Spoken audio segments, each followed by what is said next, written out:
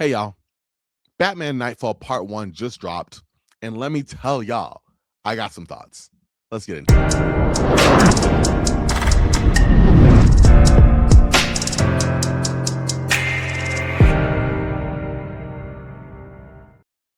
What's up, y'all?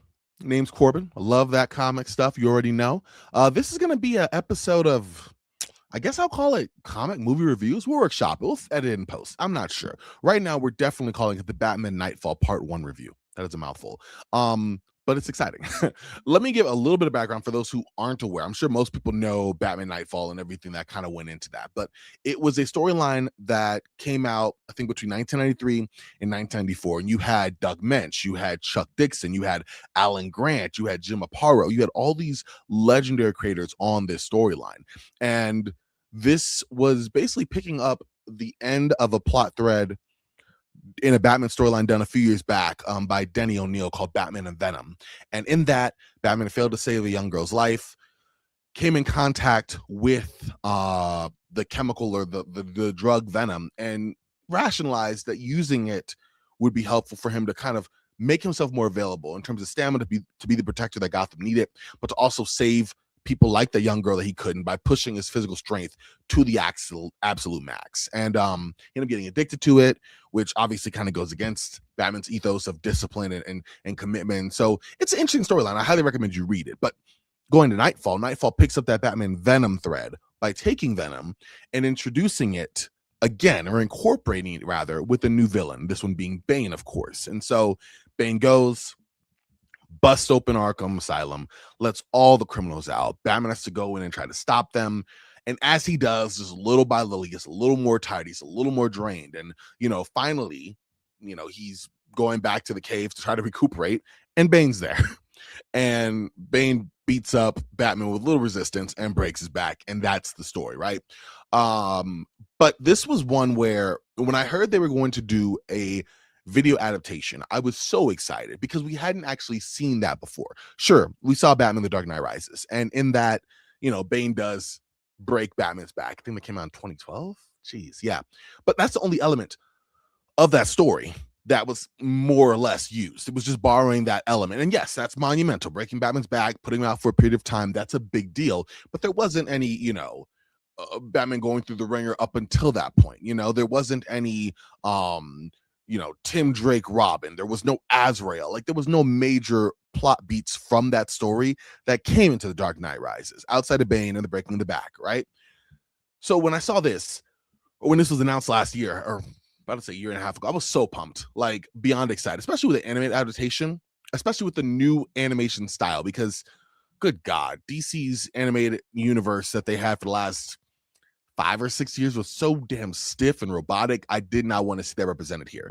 Thank goodness it wasn't. We'll talk about them more in a second. Anyways, if you are interested in watching it, like I said, it just came out today as I'm recording, the 25th.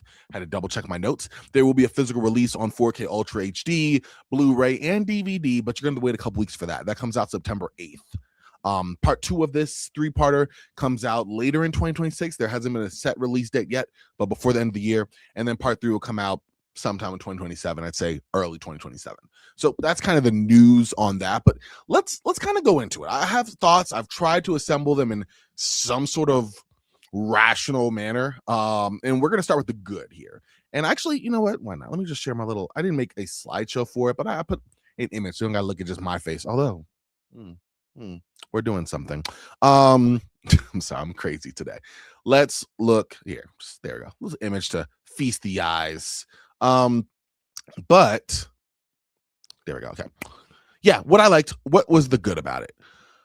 I thought that the animation in parts was really, really good. The animation style, for the most part, really committed to that Kelly Jones influence. It was ripped straight from the 90s comic book. Go grab an old floppy if you have it. Go look at the trades or go on DC Universe Infinite and pull up the storyline. You can basically take images from those books, not only just the images in general, panel for panel, just translate straight over into it. And it does a very good job of it. But also you get the vibe of the 90s in it. And I want to kind of point that out because it's not set in the 90s. It has the 90s vibe. But like, for example, Bruce Wayne has a smartphone. Like, it's not fully shown, but it's a smartphone. We saw it, right?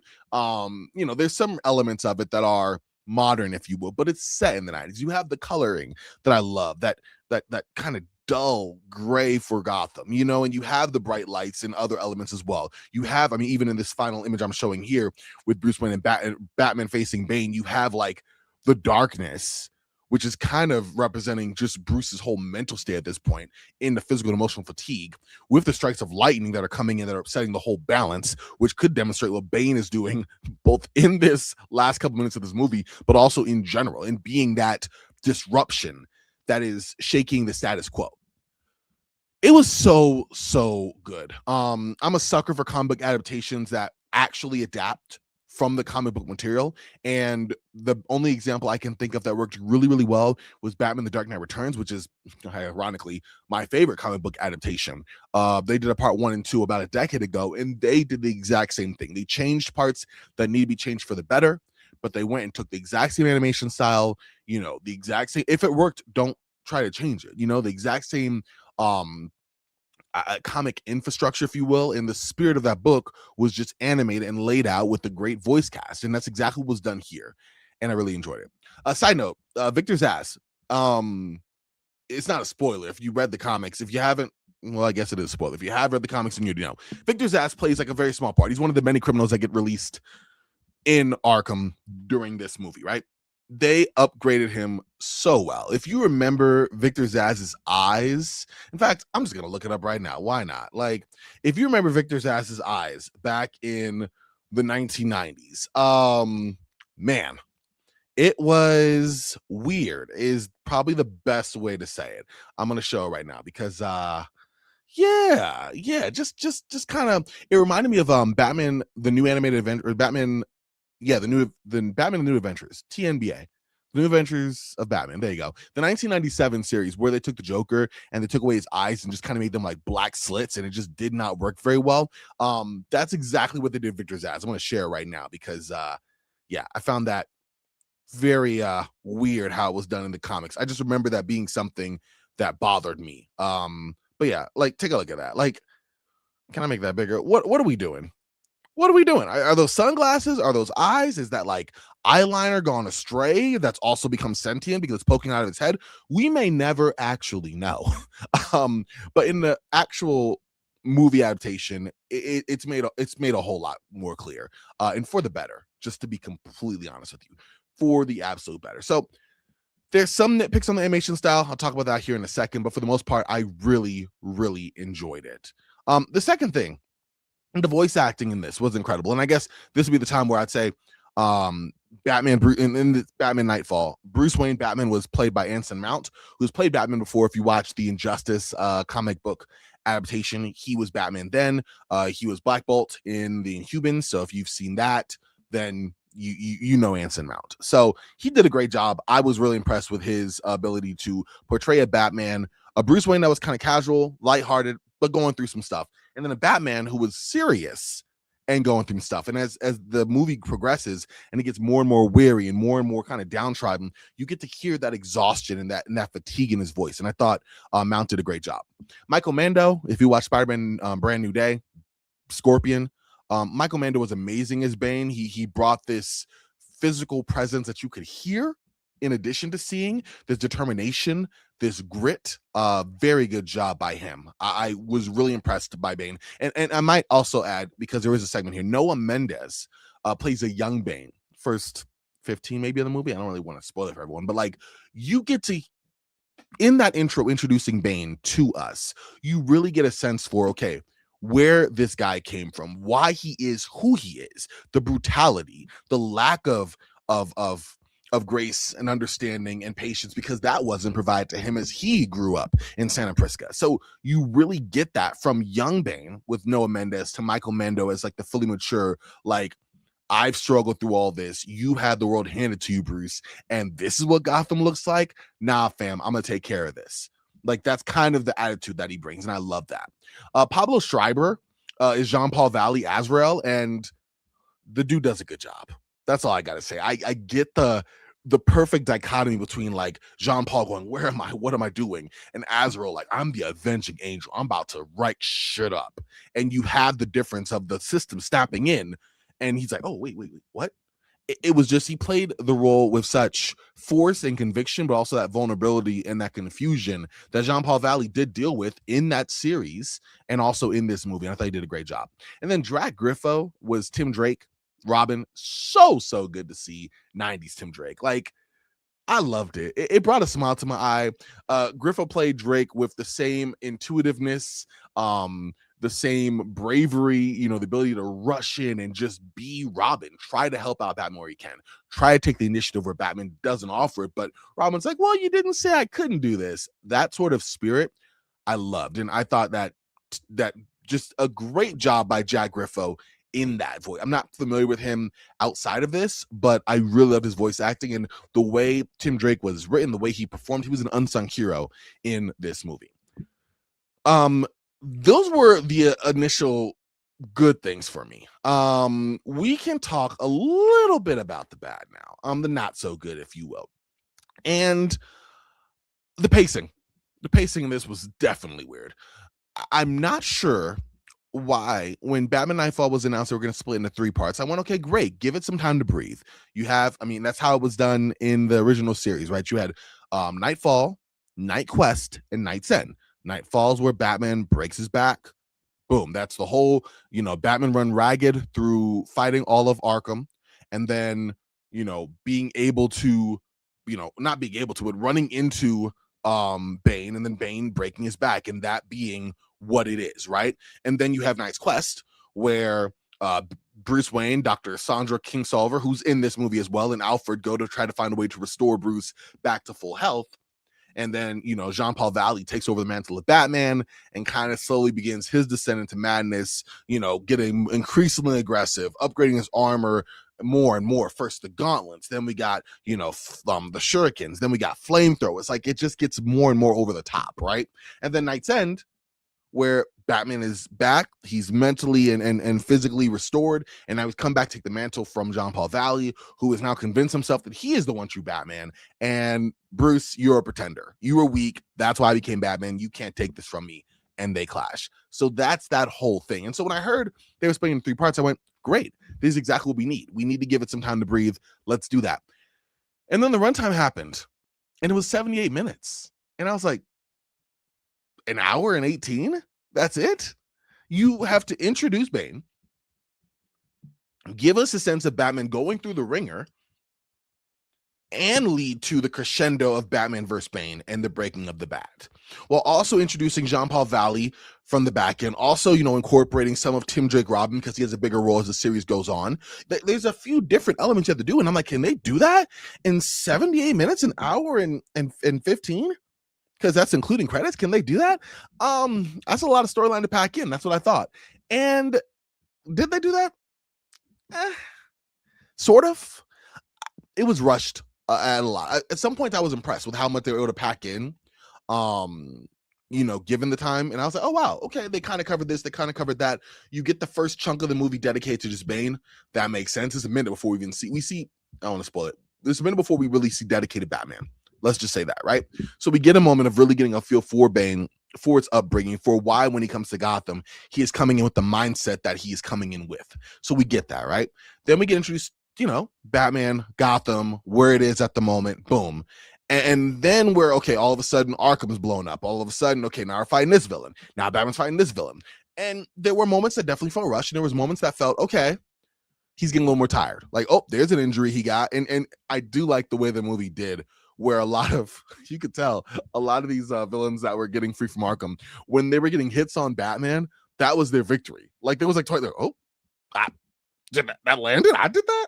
Okay. And that was their win, which I thought was hilarious. But, like, there was moments that definitely felt just like, and then there was other moments that felt, okay, we paused. We had a good story beat. Like, there was a moment to breathe and catch up with it. But the pacing in general, it could have been a little bit longer, and it would have been just fine. It's a 3-part movie.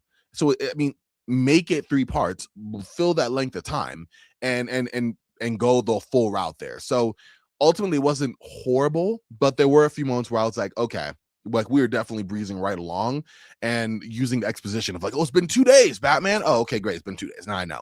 That sort of thing. Also, while I was a fan of the animation, there were some moments where it did not hit, particularly, and I guess I didn't bring this up. Batman Knightfall, all of it is rated R, which is great, in terms of not having to hold back any of the violence, even though I'm not gonna lie, like I don't remember the comics being over the top. Like, yeah, there were deaths and yeah, it was gory at times, I guess, but I don't remember it being super crazy. But fine, you give it an R rating, you let it go off if it wants to. The animation, while way better than DC anime movies of the last like 8 years, and it did showcase the animation, the fighting, especially so much better. It was so much betterly. It was so much better rendered in this. The animations that had gore, whether Azrael was let loose or Bane was doing what Bane does, cool. Like, I'm glad they didn't hide it. Like, it was nice to like, oh snap, okay, this is what we're doing. But then the animation made it look really kind of cartoony. So much so that almost momentarily took me out of the movie. I was kind of watching and like, all right, cool. Oh, he's about to cry. Oh, snap. And then oh, okay. So that was a slight concern for me. I don't think this was probably in my mind of the 3 parts, probably the goriest. I mean, yeah, Azrael Batman has his moments for sure, but I think this was probably the goriest of what we were going to see in this Batman Knightfall saga. I could be wrong. I could be, but I don't think so. So that was what I would say. I did like the animation in the fighting, though I was kind of worried about it at parts, but especially Batman, when he's at the top of his game, it's so fluid. And then when he's a little more tired, a little more fatigued, you can also see that. And then the very end, when he's just barely have nothing for Bane, you see that too. And it all looks really, really good. The coloring was great. The lighting, the way it played off was great. I really, really enjoyed it. So yeah, that's the only thing I'd say for what was bad. It was a stellar movie. It was the best hour and change I've had in a minute. So final thoughts, check it out if you can. I would give it out of 10. I'd give it a solid 8. I really enjoyed it. I'm looking forward to part 2, as well as part 3. As far as whether you want to watch it right now, like I did, as soon as I could on the 25th, or you want to wait till it's on physical media, I mean, to each their own, right? I would say get it right now if you really want a good time watching it. Is it a must see? I mean, the story's been around for like 30 years, so up to you, But as far as the actors, they came to play. It's beautifully done. The voice acting is amazing. I love the blast from the past, Kelly Jones' art style. I love seeing Batman with all his glory, with the curves, the curves in his cape. I love seeing how just straight 90s it was. Just seeing Bane originally, how he looked just at standing Bane, and then how he was when he was pumped up on that Venom and was looking like almost absolute Bane. For those who read Absolute Batman, yeah, it got that crazy. It was so good. Really enjoyed it. Like I said, 8 out of 10. Highly recommend. And yeah, I can't wait to look at part 2 and part 3 as well. So thanks for rocking with me here. Cool under 20 minutes. Really excited about this one. Had to get my thoughts out while they were still fresh. Hopefully this was semi-coherent.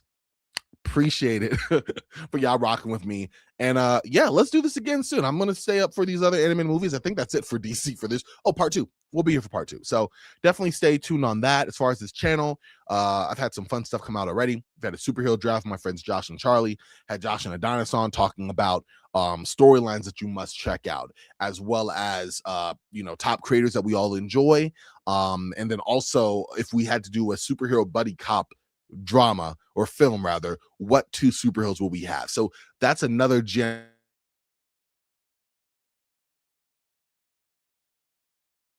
Solicitations for November coming out here about time you listen to this within the next day or 2. So that'll be something to look forward to as well. Trying to make it go on here. All about comics. Corban loves comics. You already know what it is. Don't know. I got really excited there.